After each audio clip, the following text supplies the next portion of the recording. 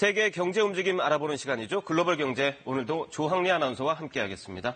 어서 오세요. 안녕하세요. 오늘은 어떤 소식 준비하셨나요? 네, 앵커님 혹시 본인이나 주변에 북극 여행을 다녀온 사람이 있나요? 아직은 못 봤습니다. 네, 아직까지 사실 미지의 세계로 여겨지는데요. 네. 그런데 이렇게 거대 빙산으로 뒤덮인 북극이 최근 미국과 러시아 등 열강들의 각축장이 됐습니다. 네. 그 이유가 무엇인지 오늘은 북극으로 떠나보겠습니다.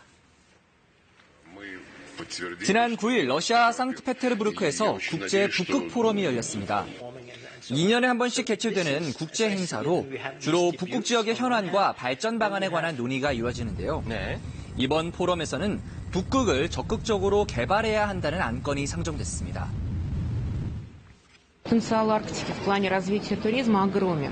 И в первую очередь это туризм огромным количеством очень интересных ландшафтов, с потрясающими обитателями, которые живут там. 관광 산업을 육성하자는 건데 특히 러시아 정부가 주도적으로 개발의 필요성을 역설했습니다. 이 러시아가 북극 관광에 열을 올리는 이유가 어디에 있을까요? 네, 북극을 찾는 관광객들이 꾸준히 늘고 있기 때문입니다. 네. 지난해 러시아 북극 지역을 방문한 관광객은 약 4천 명으로 이들 가운데 30%가 중국인이었고요. 17%가 독일인으로 집계가 됐습니다. 네. 하지만 여전히 접근성이 좋지 않은 데다가 각종 기반 시설들이 많이 부족합니다. 그래서 러시아 정부는 앞으로 인프라 확충을 통해서 관광객을 더 끌어들이겠다는 계획입니다.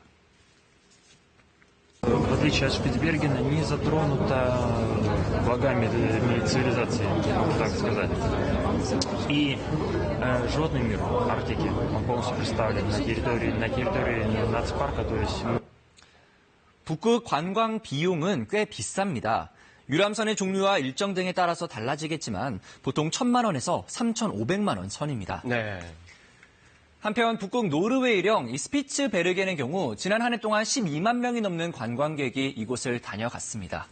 말씀하신 노르웨이 스피츠베르겐이 러시아보다는 훨씬 접근성이 좋은가 봐요. 맞습니다. 이 모든 배경에는 이 기후 변화가 자리하고 있습니다. 네. 북극해의 빙하가 예상보다 빠르게 녹으면서 유람선은 물론이고 개인 요트까지 드나들 정도가 됐습니다. 네. 북극의 얼음 지역은 지난 1981년보다 40% 가까이 감소했습니다.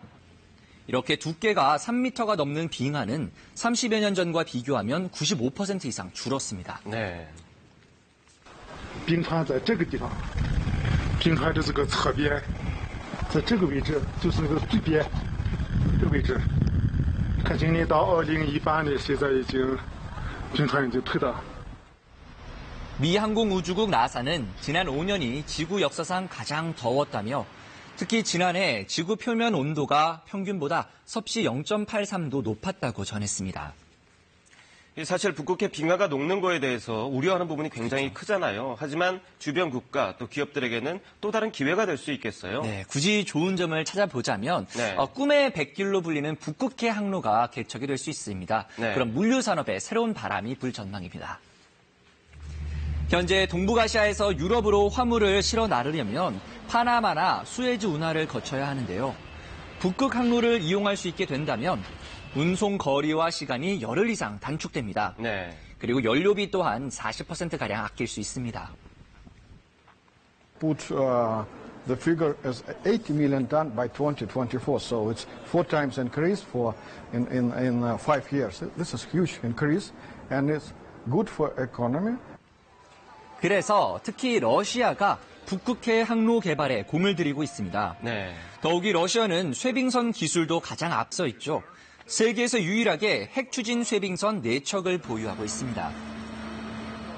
이 러시아 정부가 북극에 눈독을 들이는 이유, 관광 말고 또 자원이라는 게 있다면서요? 그렇습니다. 북극에는 세계 매장량의 13%에 달하는 석유가 네. 그리고 천연가스 또한 최대 30%가 있는 것으로 추정이 됩니다.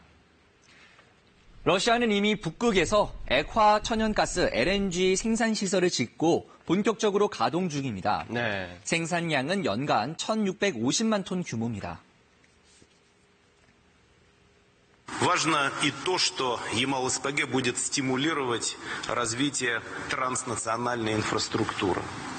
Прежде всего Северного морского пути, магистрали, которая соединяет Европу и Азию. 북극에는 니켈, 아연, 금 등 광물 자원도 풍부한 것으로 알려졌는데요.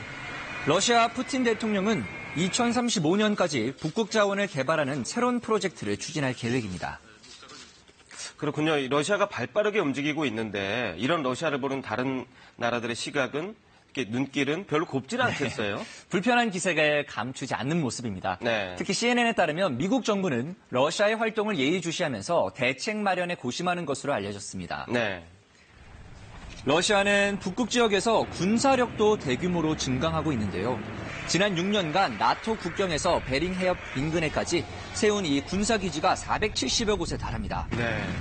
이에 노르웨이나 영국 등은 강하게 경고하고 나섰습니다.